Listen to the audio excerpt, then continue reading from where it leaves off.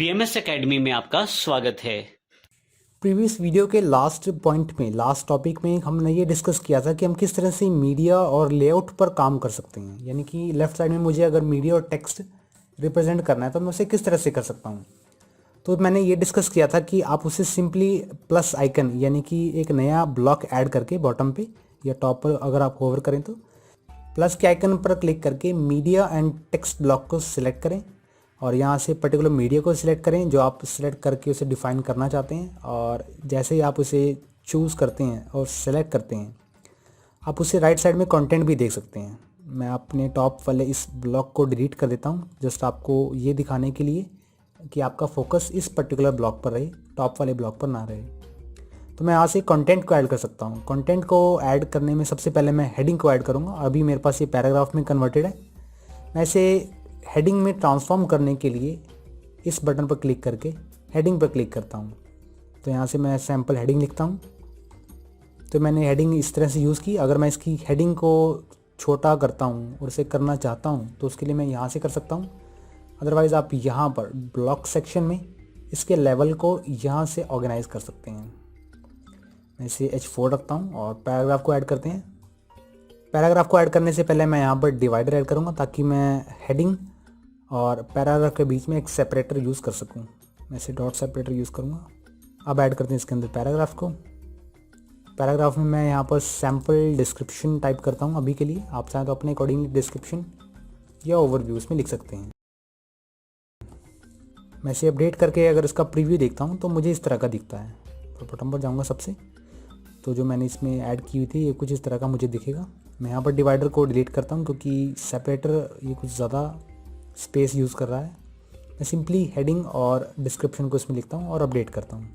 Update करने के बाद अगर आप पर्टिकुलर इमेज के साइज़ को मैनेज करना चाहते हैं तो उसके लिए आपको यहाँ से इसे लेफ़्ट की तरफ स्वाइप करना है।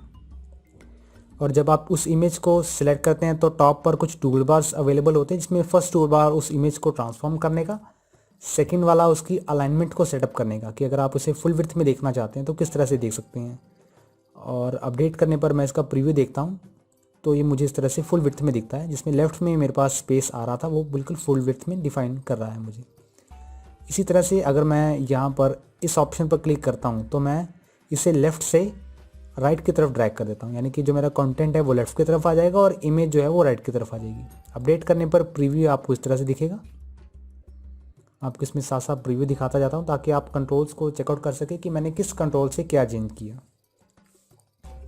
एंड देन आप जब इस ऑप्शन पर सेलेक्ट करते हैं तो आप इसे वर्टिकली अलाइन टॉप, मिडल, या अगर मैं इसे बॉटम करता हूँ, अपडेट करता हूँ तो यहाँ से जो इसका आप प्रीव्यू है उसका चेंज यहाँ से देख पाएंगे। आपका जो कंटेंट है वो कुछ बॉटम की तरफ दिखना शुरू हो गया जो कि पहले टॉप पर दिखता था। अगर आप उसे मिडल में दिखाना चाहते हैं तो यहाँ से आप उसे मिडल सेलेक्ट कर दें और इसके विजुअल चेंजेस आप यहाँ पर देख पाएंगे। मैं बॉटम सेलेक्ट करता हूँ तो टेक्स्ट नीचे की तरफ ड्रैग हो जाता है। मैं इसे टॉप सेलेक्ट करता हूँ तो ये टॉप की तरफ हो जाता है। मैं इसे मिडल रखता हूँ और अपडेट करता हूँ और प्रीव्यू मुझे इस तरह का दिखेगा। और इसमें बाकी की जो सेटिंग्स हैं वो सभी नॉर्मल सी सेटिंग्स हैं जो कि आपने प्रीवियस वीडियोस में चेकआउट किया। अगर आप इस इमेज को चेंज करना चाहते हैं, एडिट करना चाहते हैं तो इस पेंसिल के आइकन पर क्लिक करें और इमेज को यहाँ से चेंज कर सकते हैं कुछ इस तरह से। मैं इसे वाइड इमेज को सिलेक्ट करता हूँ, ये वाली को सिलेक्ट करने पर आप ये इमेज इस तरह से देख पाएंगे। और स्टैक ऑन मोबाइल पर अगर आप इस ऑप्शन पर क्लिक करते हैं तो मोबाइल में आप इस ग्रिड को थोड़ा सा चेंज होता देख पाएंगे। और अगर आप इसे क्रॉप पर सिलेक्ट करते हैं तो उसका प्रीव्यू आप यहाँ से देख सकते हैं कि आप कितने एरिया को क्रॉप करना चाहते हैं उसे डिफाइन कर सकते हैं। इस सर्कल से आप ये सिलेक्ट कर सकते हैं कि आपकी जो इमेज का कौन सा एरिया है जो इस क्रॉप वाले सेक्शन में दिखे। मैं यहाँ से इसे इस टॉप के एरिया को सिलेक्ट करता हूँ और अपडेट करता हूँ। एंड देन अब अगर मैं इसका प्रीव्यू देखता हूँ तो मुझे टॉप के सेक्शन पर कुछ इस तरह से फोकस होता हुआ दिखेगा। अगर मैं इसे बॉटम की तरफ करता हूँ, बॉटम राइट की तरफ, एंड देन अपडेट करता हूँ तो मेरे पास अब जो प्रीव्यू रहता है इसमें मैं बॉटम के एरिया को फोकस होता हुआ देख पाऊँगा कुछ इस तरह से। बॉटम पर मेरे पास अभी ये जो रॉक है, ये चट्टान है, मुझे ये दिख रही है। लेकिन अगर मैं इसे रिवर्स करता हूँ, इस तरफ ऊपर की तरफ ले जाता हूँ इस फोकस पॉइंट को, और अब अगर अपडेट करता हूँ तो इसका प्रीव्यू देखूंगा तो अब मुझे जो चट्टान दिखनी है वो बिल्कुल बंद हो जाएगी कुछ इस तरह से। आप इसके चेंज को यहाँ से देख पाएंगे। जिस एरिया को आप दिखाना चाहते हैं पर्टिकुलरली, आप उस एरिया को दिखाने के लिए इस सर्कल को वहाँ पर ड्रैग कर दें और अपडेट करने पर प्रीव्यू देख लें तो आपका जो कंटेंट है वो आपके अकॉर्डिंगली कुछ इस तरह से स्क्रीन पर दिखना शुरू होगा।